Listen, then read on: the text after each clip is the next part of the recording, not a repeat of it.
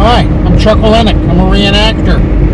And for 36 years in the classroom, I reenacted history. And that meant wearing the clothes of the time period and bringing in the music, letting my students see the art of the time period, and bringing in realia or manipulatives. That's fancy teacher talk for stuff you can touch. And I've now got time on my hands. I have a room full of garb at the house and a passion for bringing the past to life. So what I'm doing today is I am traveling to Mission Santa Bárbara, the queen of the missions, and I want to document what's there, and I hope you'll stick with me.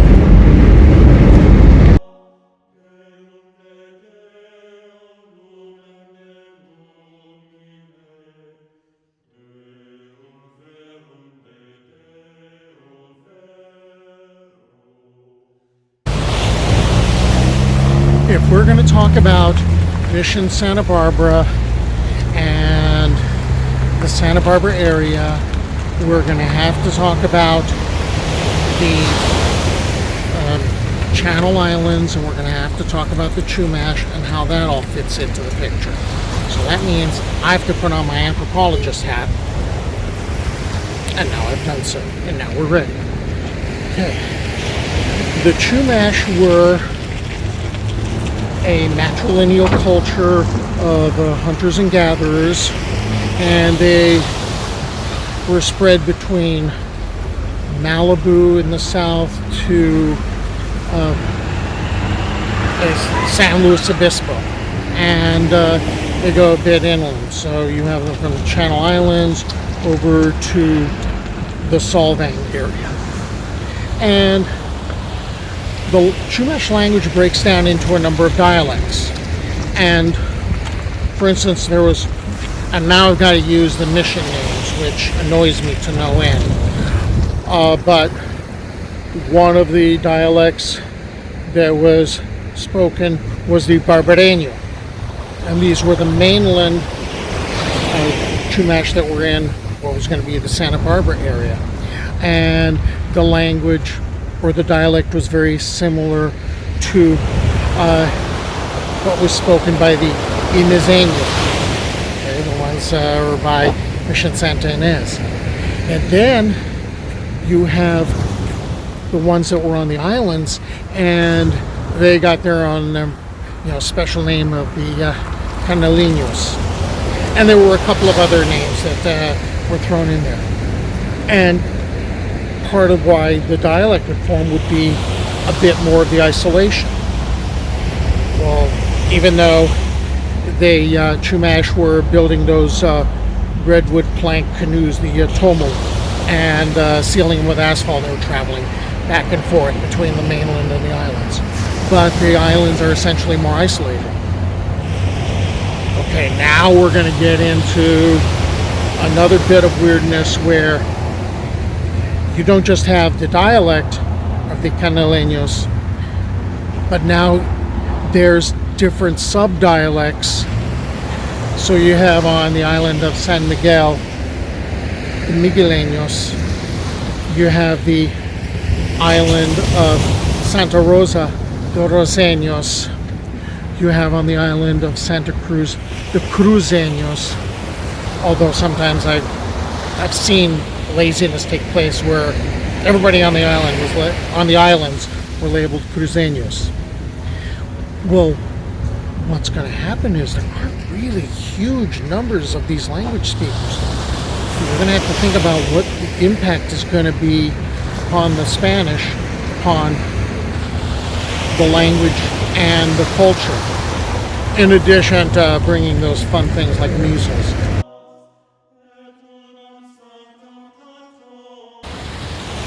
In October of 1542, Juan Rodriguez Cabrillo sails into the area around Santa Bárbara, or what will become the site of Santa Barbara.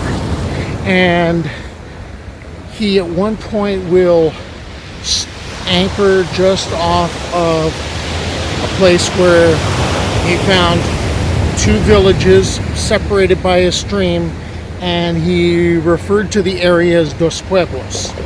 Now he anchored there, and the Chumash who were in those two villages were real excited. Maybe they had already heard about the Spanish, but they were really excited, and they started paddling out with baskets of food, and they were going to give them as presents. And Cabrillo basically decided, it's mid-October, we're kind of pushing it here. And so what he ended up doing is he didn't take up the invitation to go visit with the Chumash. Instead, what he ended up doing is the next day he sailed out and explored the Channel Islands. And he noted that on the island that he named Santa Cruz, that there were like 11 villages, and he noted that on San Miguel there were 3 villages. Just basically took some notes, and then he sailed north, and his expedition actually went as far as the Rogue River, I believe. And then they turned around and they were going to winter in Santa Barbara on one of the islands.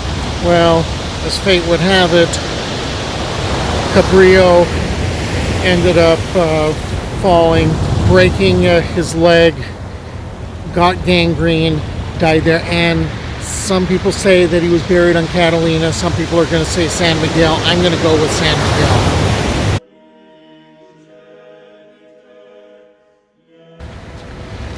The next European contact in the area was in 1602 when Sebastian Vizcaíno sailed through on his voyage of discovery. But after that, there's not going to be anything happening for about another 167 years.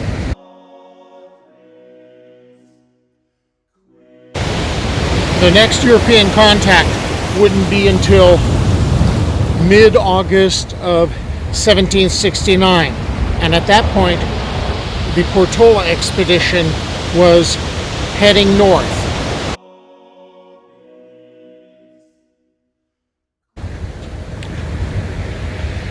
Portola came with 63 soldados de cuerda. These were the leather jackets.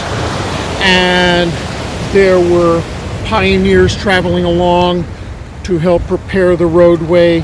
There were 100 mules carrying supplies. And their mission was to search for the Bay of Monterey, which had been described to them. And they never found it, I guess because the description didn't match what they were looking at.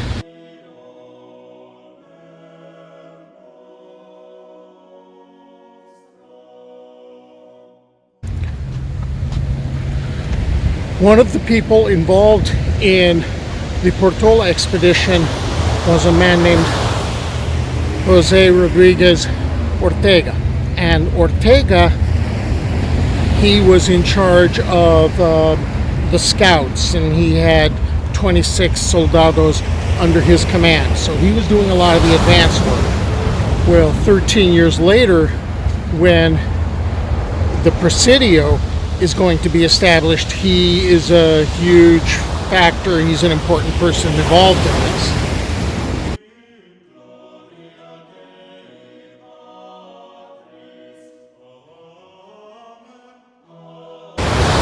So Mission Santa Barbara is not going to get set up for another 4 years. When the Presidio of Santa Barbara was established in 1782, it was the original idea that Mission Santa Barbara would be established very shortly afterwards, and it turned into all that big political drama. I noticed when the mission was set up It was set up on what was called the Rocky Mound, which was like a mile and a half away. And that got me thinking about, okay, there's that distance. Well, when you take a look at the establishment of Mission San Diego and the Presidio of San Diego, at first they were side by side. And then after a few years, the mission moved. Largely because I think the Padres felt that the soldados were a bad influence on the neophytes. And I had just been reading that when the Presidio was established at Monterey Bay, Mission San Carlos was right there. And within a short time, Father Serra says, let's move. I guess the goals of the Padres and the Soldados weren't quite the same. Permission was granted, but Father Serra would not live to see the founding of Mission Santa Bárbara. That would fall to Father Lassoin, who had helped found the 10th mission in the chain of missions in Alta California. So we're now at Mission Santa Bárbara. This is the 10th mission to be constructed in the chain of missions of the original 21 or 23, depending on how you look at it, that were founded by Padres on the coast. And this was founded 4 years after the Presidio of Santa Bárbara.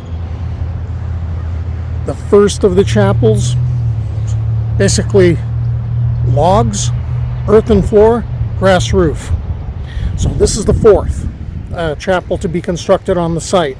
And it was built between like 1815 and 1820. So that had to have been after the really severe earthquakes which trashed a number of the missions in 1812. And this one's modeled on a Roman temple. Inspired by a book of architecture by Vitruvius written in 27 BC, church reconstruction began in 1815 using the labor of California Indians and under the supervision of Mexican master stonemason Jose Antonio Ramirez. The original design called for one tower, but a second was added in 1833, making Santa Bárbara the only mission with two towers holding 6 bells. 5 years after construction began, the church was dedicated with Governor Sola and other dignitaries in attendance.